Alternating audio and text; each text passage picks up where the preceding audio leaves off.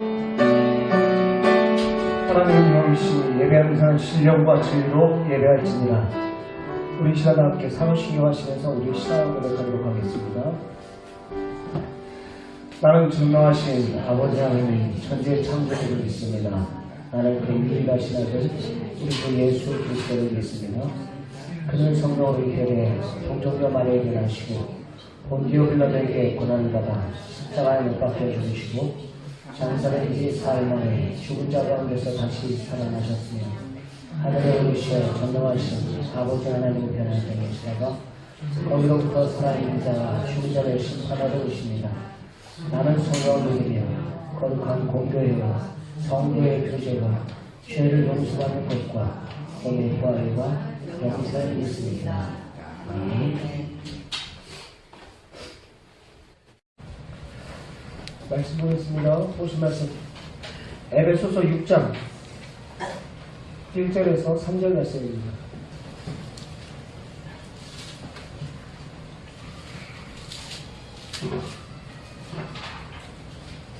에베소서 6장 1절에서 3절.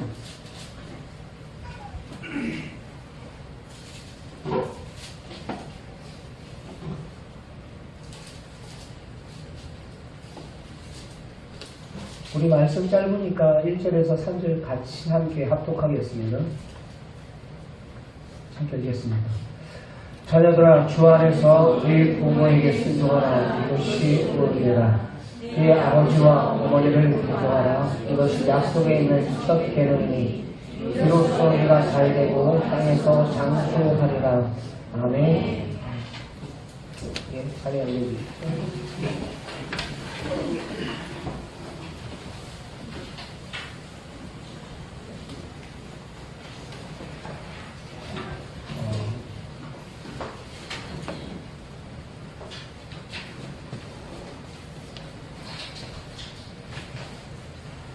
우리 신앙은 관계입니다. 신앙은 뭐라고요? 관계예요. 서로 인간은 두 가지 관계를 잘 유지해 나가야 합니다.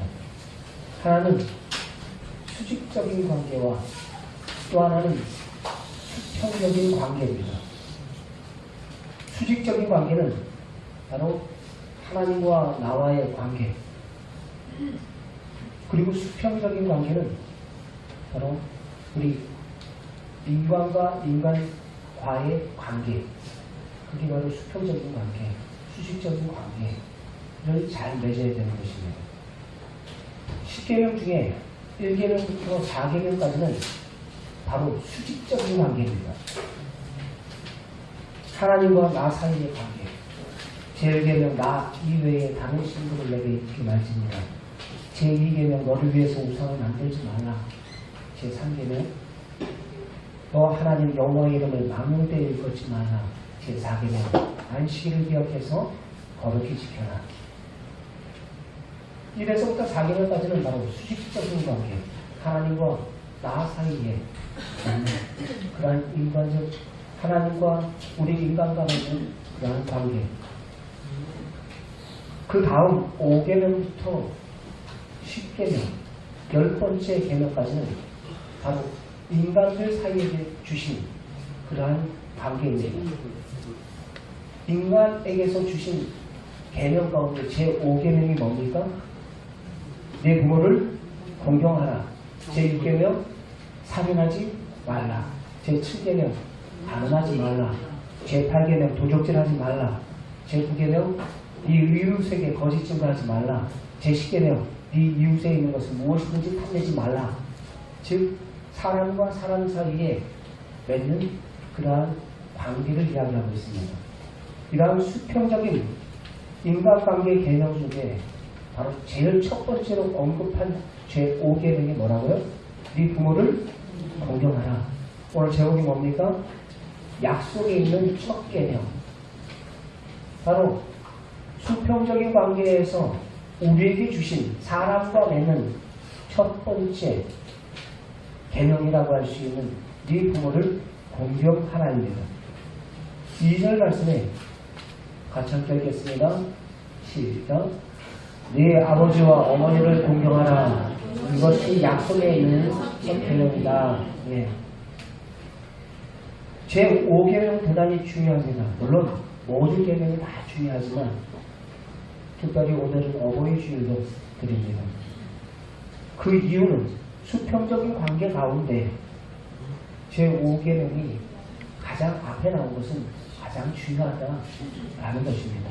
그 이유는 약속에 있는 첫 번째 계명이기 때문입니다. 이것은 네가 잘되고 이 땅에서 장수하리라 약속하셨습니다. 이 세상에 많은 조직이 있어요. 많은 조직과 많은 기구와 많은 조직체가 있지만 제도가 있지만 그 조직과 제도, 조직체가 있다 할지라도 하나님께서 세우신 조직은 이 땅에 두 조직밖에 없어요. 첫 번째가 어떤 조직이에요? 가정이에요. 가정.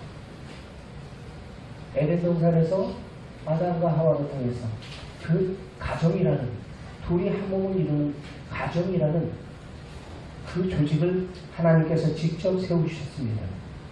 그리고 두 번째 조직은 어떤 조직일까요? 바로 교회라는 조직입니다. 예수 그리스도의 보혈의 핏값으로 산 바로 교회 공동체, 바로 교회와 가정밖에 없어요. 하나님께서 직접 세우신 이 땅의 조직입니다. 교회보다도 가정을 먼저 만드셨습니다. 그러므로 가정은 교회와 더불어 하나님이 세우신 신성한 조직체입니다. 여러분들이 주보를 우리 유심히 보셨는지 모르겠어요. 우리 교회 모토가운데 하나가 뭡니까? 우리 사랑 충만한 교회는 하면서 제 위에 작은 쪼꼬씨가 나오는 게 있어요. 무엇을 추구한다고요? 가정 같은 교회, 교회 같은 가정을 추구하면서 세워나가는 그 믿음의 공동체, 생명의 공동체가 되기를 간절히 소망하면서 우리 사랑 충만한 교회가 이어져 나가기를 원합니다. 가정이 이렇게 중요하다는 것을 누구도 아냐면은 사탄도 귀신같이 알아요. 그래서 이 사탄은 가정 이 조직을 그리고 또 교회 이 조직을 해체하려고 끊임없이 몸부림쳤어요. 가정을 파괴시켜버리려고 여러 가지 시험들을 가정을 통해 여러분들 남편과 아내의 관계를 깨뜨리고 부모와 자식과의 관계를 깨뜨리고 형과 동생과의 그 관계를 이간질시키며 파괴해서 분열시켜서 깨뜨리는 이런 여러 가지 가족 관계를 해치하는 그 모습이 바로 이 시대에 지금 계속 벌어지고 있어요. 뭐 동성연애도 마찬가지예요. 같은 동성끼리 결혼해도 된다. 그게 다 뭡니까? 그게 다 가족 해체 작업이에요. 사탄의 전략입니다. 남녀가 둘이 만나서 한 몸을 이루고 성경에 분명히 기록되어 있는데 남녀가 아니라 남자, 여자 동성끼리 서로 가정을 이루고 애를 정상적으로 낳을 수가 없으니까 입양을 해서 키우고 또 그것을 또 그대로 이게 지금 가정 해체예요. 가정 해체. 그리고 가정 안에서 또 분열, 가정 안에서 아까 이야기했죠. 반목, 부모와 자식 간에 그 반목이 생기고 형제와 형제 간에 분열이 생기고 부부와 부부 간에 그 깨지는 그러한 현상들 단지 성격 차이겠지. 그냥 단지 무슨 차이겠지. 아니요. 지금 어둠의 영들이 이 시대를 지금 조작을 하고 있다는 것을 여러분들이 영적으로 바로 분별할 수 있기를 바랍니다. 여러분들 그렇기 때문에 특별히 하나님께서 세우신 그 가정의 질서의 기초는 바로 어머니의 응복을 우리는 잊지 말아야 할 것입니다. 그것은 왜입니까? 왜? 부모님의 응복을 우리는 특별히 기억해야 하는 건 부모님은 우리에게 바로 하나님으로부터 생명을 전달해 주시는 바로 대리자예요. 그렇기 때문에 저와 여러분들에게 그 생명을 하나님으로부터 받아서 우리에게 그 생명을 전달해 주신 분이기 때문에 저와 여러분들이 그분을 존경해야 되는 것입니다. 또한 동서고금을 막론하고 우리 인간관계에 있어서 제일 첫 번째 여러분들이 맨 처음에 만난 분들이 누구예요? 맨 처음에 만난 인간관계가 누구예요? 부모예요. 내가 맨 처음에 만난 그 인간관계가 바로 부모입니다. 여러분, 보이는 부모에게 공경 못하면서 보이지 않는 하나님을 섬긴다고요? 그거는 말도 안 되는 이야기입니다. 요한일서에서도 그 말씀을 우리에게 하고 있어요. 사람이 태어나서 제일 먼저 맺는 인간관계가 바로 부모와 자식과의 관계입니다. 네 부모를 공경하라. 바로 이것은 어떠한 교양과 그냥 도덕적인 윤리적인 그러한 차원에서 이야기하는 것이 아니라 성경에서 지금 저와 여러분들에게 분명히 말씀을 하고 있고 가르치고 있는 바입니다. 부모의 은혜에 감사할 줄 알고 부모님께 순종하고 그리고 공경할 줄 아는 사람이 교회도 잘 섬기고 나라를 위해서 충성하고 애국자가 되는 것입니다. 여러분, 그게 우리 삼강오륜, 우리 옛날 선조들이 그 후생들에게 가르쳤던 삼강오륜 안에도 다 들어가 있어요. 삼강오륜, 부의자강, 그 다음에 부모와 자식 간의 그 관계의 법칙을 강조하잖아요. 그리고 오륜이 뭡니까? 오륜에서 제일 먼저 강조하는 게 뭐냐면은 바로 부자 유친입니다. 부자 유친. 부모와 자식 간의 관계. 그 다음에 군신 유의. 바로 임금과 신하와의 그 관계. 부부 유별. 부부와의 지켜야 할 그 관계. 그 다음에 자녀 유서. 어른과 아이와의 그 관계. 그렇기 때문에 동서고금을 막론하고 여러분들 부모에게 불순종하고 어역하는 것은 이것은 하나님께서도 원하시는 바가 아닙니다. 종말에 나타나는 가장 큰 표징 가운데 하나가 뭔지 아세요? 디모데후서 3장 말씀 잠깐 보겠습니다. 디모데후서 3장 1절로 보시나요?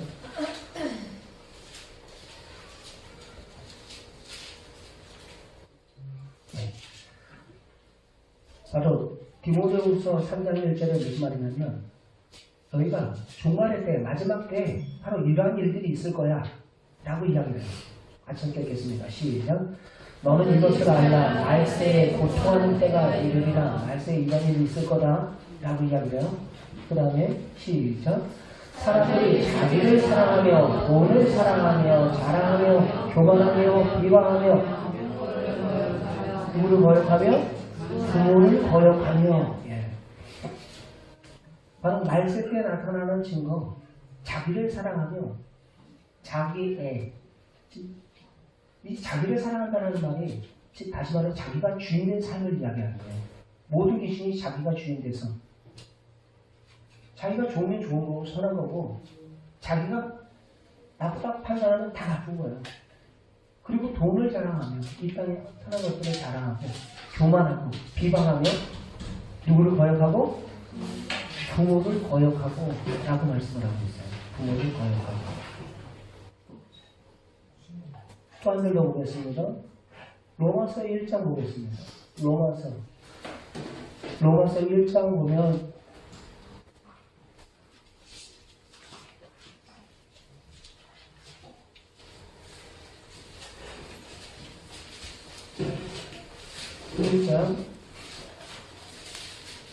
우리 인생들이 그 마음에 누구 두기를 싫어한다고 그랬어요? 하나님 두기를 싫어한다고 그랬어요. 자기가 주인 되다 보니까 그 마음에 1장 28절에 그 그들이 마음에 하나님 두기를 싫어하네. 자기가 주인이다 보니까 하나님 두기를 싫어하는 그 인생들이 그들의 삶이 어떠한가 한번 보십시오. 29절 시작. 모든 불의와 추악과 탐욕과 악의가 가득한 자요, 시기와 살인과 분쟁과 사기와 악독이 가득한 자요, 수근수근하는 자요, 비방하는 자요, 하나님께서 미워하시는 자요, 능욕하는 자요, 교만한 자요, 자랑하는 자요, 악을 도모하는 자요, 누구를 거역하는 자요? 부모를 거역하는 자요, 부모를 거역하는 자요 라고 이야기하고 있어요. 부모를 거역하는 자요. 하나님을 마음에 두기 싫어하니까 나타나는 그 증거 가운데 하나가 부모를 거역하는 거예요. 이 땅에 부모님은 저와 여러분들의 바로 하나님의 대리자로서 우리에게 보내주신 분입니다. 그분들을 통해서 우리가 바로 하나님의 사랑을 보다 깊이 있게 깨달아 알 수가 있습니다. 여러분, 보이는 부모님을 공경하지 못하고 보이지 않는 하나님을 잘 섬길 수 있다면 그것은 거짓말입니다. 오늘 말씀 속에서 또 그 이야기를 하죠.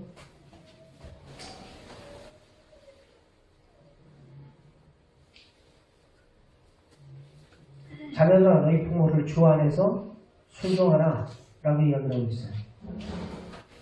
부모를 어디에서 순종하라 라고 이야기를 하고 있어요? 주 안에서 순종하라. 주 안에서 순종하라. 지금 하나님을 경외하는 삶, 그것이 하나님의 백성이 사는 법입니다.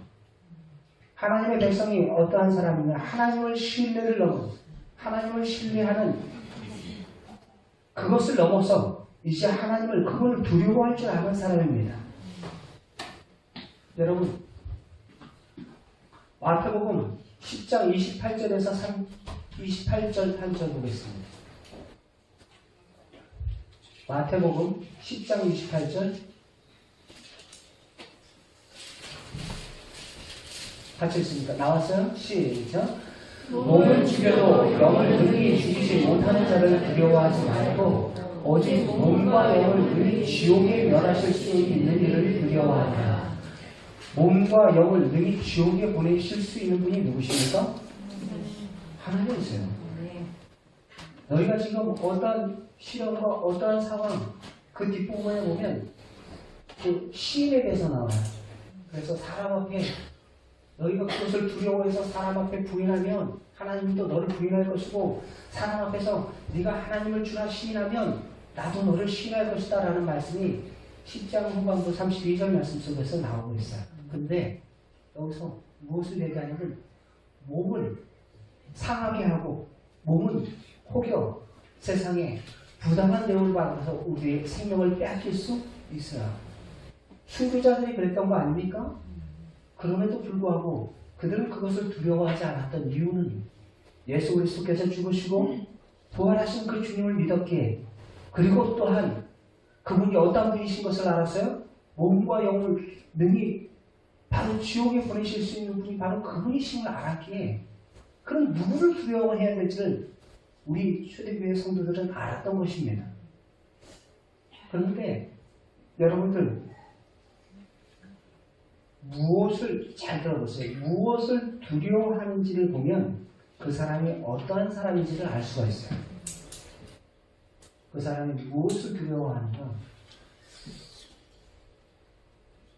연예인들 같으면 사람들의 댓글, 인기를 두려워하는, 그 인기가 올라갔다 내려갔다 하는 거냐? 뭐.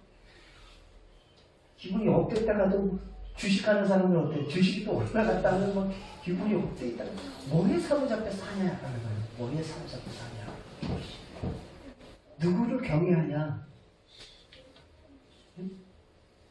무엇에 사로잡혀 삽니까? 여러분, 누구를 경외하냐라는 말은 누구를 예배하냐라는 거예요. 여러분들은 누구를 예배하며 사십니까?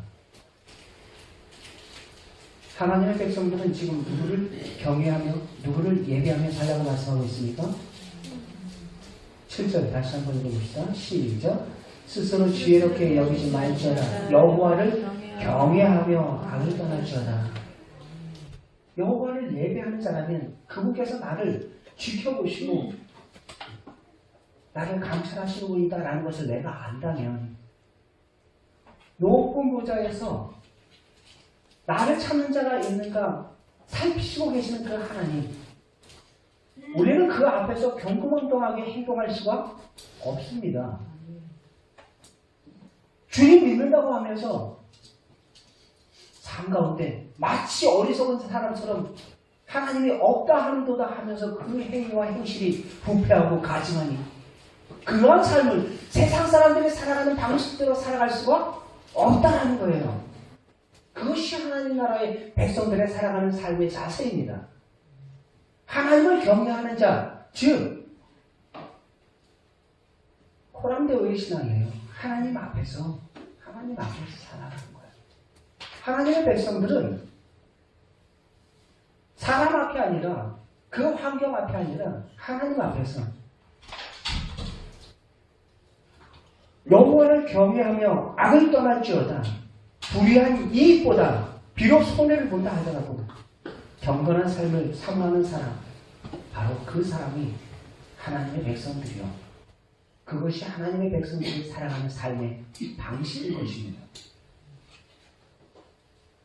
여러분들의 모든 삶의 모습들이 하나님께서 받으시는 그러한 경외, 그러한 예배가 되기를 바랍니다. 마지막으로 바로 하나님의 백성들이 살아가는 방법은 하나님의 은혜를 기억하면서 감사하는 삶이에요. 하나님의 백성은 감사할 줄 알아야 됩니다. 주신 그 모든 상황, 그 모든 환경, 그 모든 자녀들까지도 이놈 자식은 왜 이렇게 공부를 못해? 옆집 누구보다 공부를 주워박지 말고 응? 그 머리 어디서 나오겠어요? 자녀들 누구와 비교하지도 마세요. 옆집, 뒷집 누구랑 비교하지 마세요. 감당할 수 있기 때문에 여러분들에게 허락한 주님의 귀한 태의 열매인 줄 믿습니다.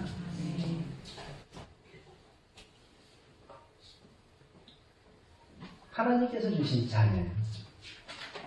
그리고 그거 여러분들 거 아닙니다. 그 자녀 여러분들 거 아니에요. 아까 기도했던 것처럼 자꾸 내 방법대로 그 아이들을 가르치고 양육하려 하다 보니까 애들을 더 어떻게 해요? 배를 망쳐요.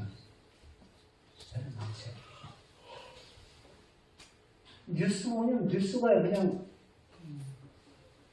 읽기도 싫잖아요. 요즘 뉴스.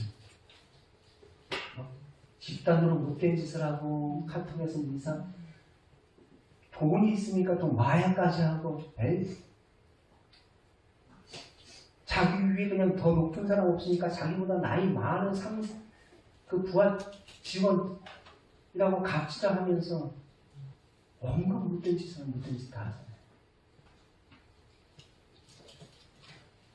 바른 신앙 가운데 잘 양육하지 못하면 이 악한 시대 속에서 저와 여러분들 또한 그렇게 양육할 수밖에 없어요. 여러분, 부모는 자로서 저와 여러분들 반드시 기억해야 될 것은 내게 허락된 자녀 믿음으로 감사할 수 있기를 바랍니다. 자, 우리가 또 모든 환경 속에서 감사하는 것이 하나님의 백성들의 모습이에요. 9절 말씀을 잘 보여주시죠. 시작. 9절 10절 시작. 네 재물과 네 서천물에 처음 익은 열매로 여호와를 공경하라. 그리하면 네 창고에 가득히 차고 네 포도들에 새 포도주이 넘치리라. 아멘. 바로 감사. 하나님의 은혜를 기억하고 감사하는 사람이 되시길 바랍니다. 주신 그 모든 것들 범사에 감사할 수 있기를 바라요. 그리고 여러분들에게 특별히 5월 5일 어린이날을 맞이해서 여러분들에게 하나님께서 주신 선물, 자녀들, 그 자녀를 감사할 수 있기를 바랍니다. 별로 감사하지 않아요. 이렇게 아멘 소리가 없잖아요. 감사할 수 있기를 바랍니다. 자녀들 감사할 수 있기를 바랍니다. 그래서 우리 인생들이 참 그래요. 모든 것이 이스라엘 백성들 자기네들이 지금 신분이 출애굽했을 때 신분이 이제 노예에서 자유자가 됐잖아요.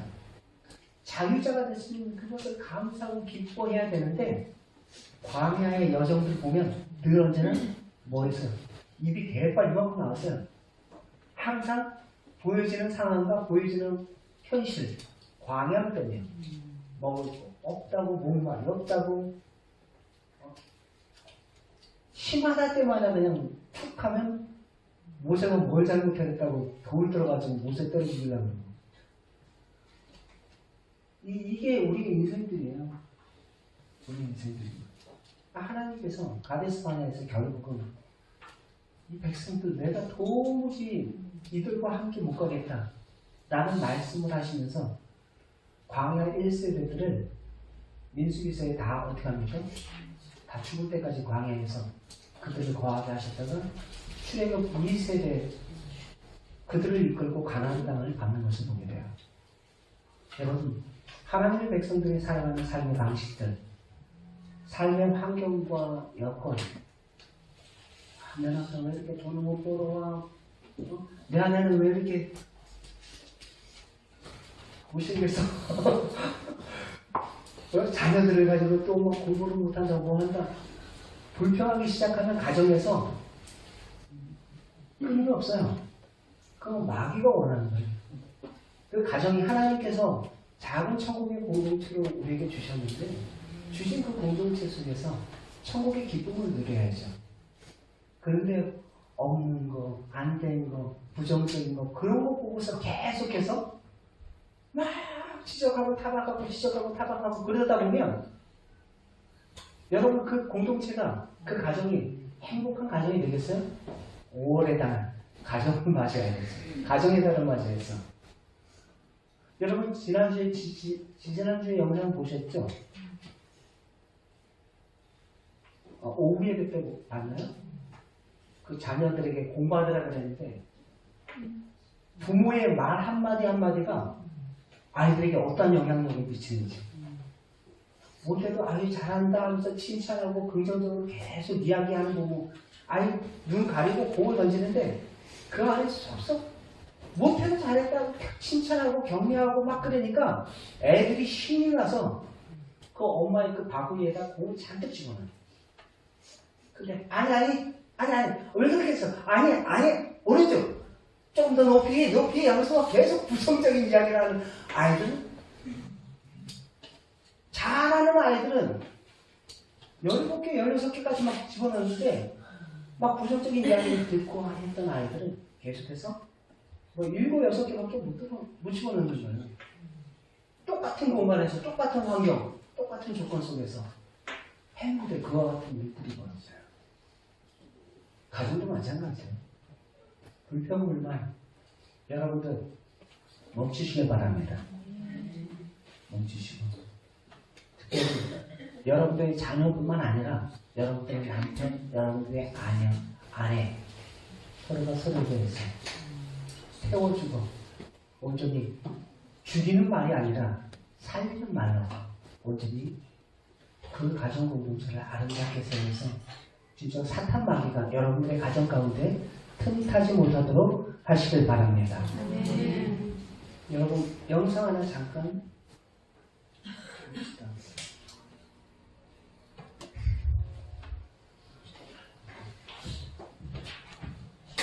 최근 청소년 범죄자들의 연령은 갈수록 어려지고 있습니다. 하지만 현행법상 만 14세 미만 청소년은 형사 미성년자로 구분돼서 처벌할 수 없습니다. 법이 현실을 따라가지 못한다는 여론의 지적이 잇따르자 정부가 연내 형사 미성년자 나이를 만 13세 미만으로 낮추는 법 개정을 추진하고 있습니다. 최하영입니다. 중고생 연령이 여고생 한 명을 폭행하고 성매매까지 강요한 관악산 폭행 사건.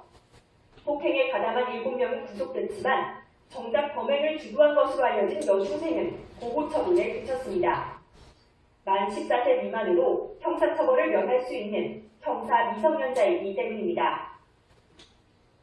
SNS에 멍투성이 사진이 올라오며 공분에 찼던 인천 여고생 집단폭행 사건 역시 가해자 2명은 어리다는 이유로 형사처벌을 피했습니다.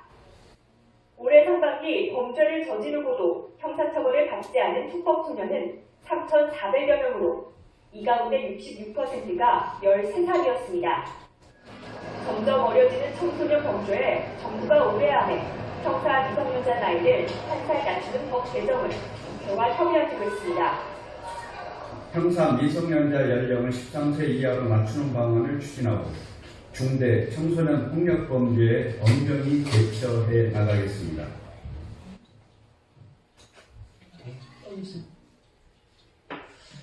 그렇게 달갑지 않은 뉴스인데 내 영상을 보여주면 시대가 안 돼요.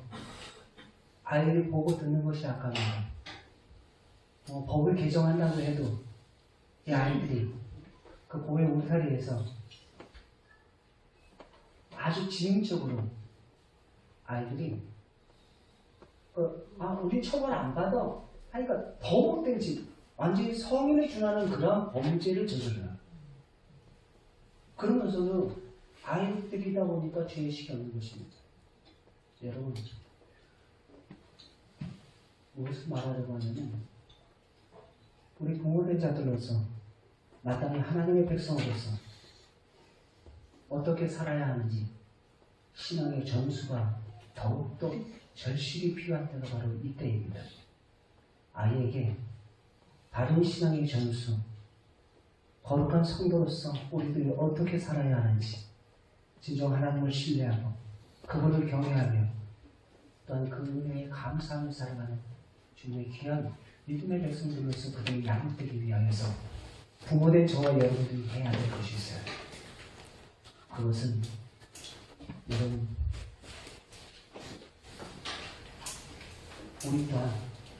우리가 그 아이들을 오히려 배로 망치는 경우가 있어요. 배로 망치는 경우가 있어요. 그것은 자녀가 내 것이 아닙니다. 바로 하나님의 것입니다. 하나님에게 우리는 위탁받은 것 뿐이에요. 위탁받았는데 위탁받은 그 아이가 나중에 주님 앞에 섰을 때 완전히 망가진 모습으로 섰다라고 생각해 보세요. 그 책임이 누구한테 있습니까? 부모된 저와 여러분들에게 있는 것입니다. 내 욕심 버릴 때, 그 아이들을 어떻게 키워야 될까요? 말이 아니라 부모된 저와 여러분들이 앞서 하나님의 백성으로서 어떻게 살아야 하는지 그 삶의 모습을 저와 여러분들이 앞서 보여주시길 바랍니다. 그리고 또한 여러분, 악하고 음란한 이 시대 속에 마치 구약의 사사시대는 영적으로 어둡고 혼탁하던 시대예요.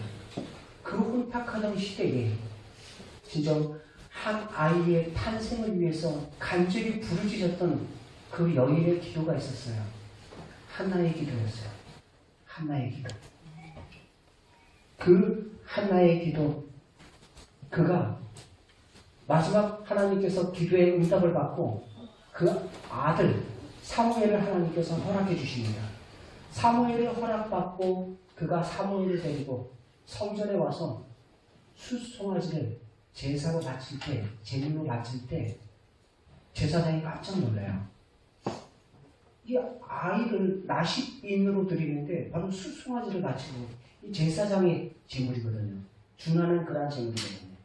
이 아이는 내 거 아닙니다 하면서 바치면서 뭐라고 이야기를 하냐면 사무엘상 1장 26절 말씀 우리 잠깐 말씀 보고 같이 읽습니다. 시작.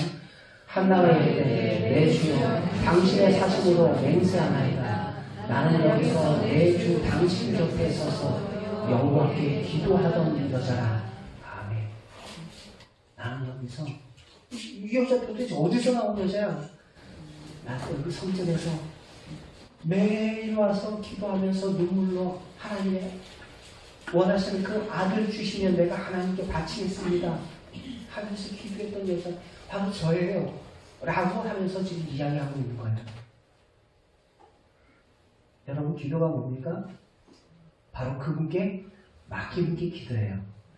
진짜로 기도로 낳은 그 아들 사무엘이 어려서부터 쭉 와왔던 게 있어요.